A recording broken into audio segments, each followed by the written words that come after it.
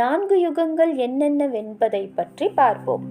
ஸ்ரீமன் நாராயணன் யமலோகத்தில் இருக்கக்கூடிய நிகழ்வுகள், தண்டனைகளை பற்றி எடுத்துரைத்ததை அறிந்து மகிழ்ச்சியடைந்த கருடாழ்வார் மென்மேலும் ஐயங்களை கேட்க துவங்கினார். அதாவது, உலகில் உள்ள பல உயிர்களை காத்து ரட்சித்துக் கொண்டே இருக்கக்கூடிய ஆதிசேஷன் மீது வீற்றிருக்கும் நாராயணனே, உலகில் வாழும் உயிரினங்கள் எவ்விதம் தங்களுடைய கர்ம வினைகளை குறைத்து நல்வினைகளை மேம்படுத்த இயலும், அதாவது தான தர்மங்கள் கொடுப்பதன் மூலம் தீய வினைகள் நீங்குமா என்றும், தான தர்மங்களினால் ஏற்படும் பலன்களை விரிவாக எடுத்துரைக்க வேண்டும் என்று வினவினார்.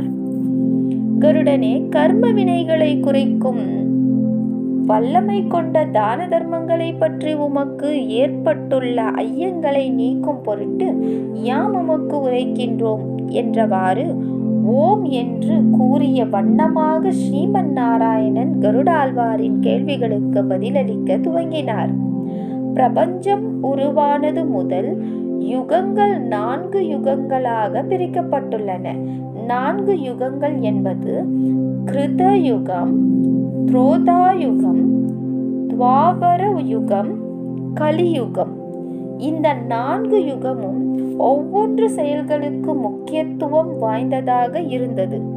அந்த செயல்கள் யாவும் மனிதர்கள் சிறப்பாக இருக்க வேண்டும் என்பதற்கான, அதாவது கிருத யுகம் மகாதவத்திற்கு மிகுந்த முக்கியத்துவமும் சிறப்பும் வாய்ந்தது.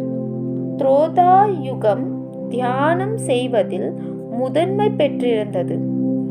துவாபர யுகத்தில் யாகங்கள், வேள்விகள் முதலியவை முக்கியமானதாக கருதப்பட்டது. கலியுகத்தில் தானங்கள் செய்யப்படுவதே புண்ணியத்தை கொடுக்கக்கூடியதாகும்.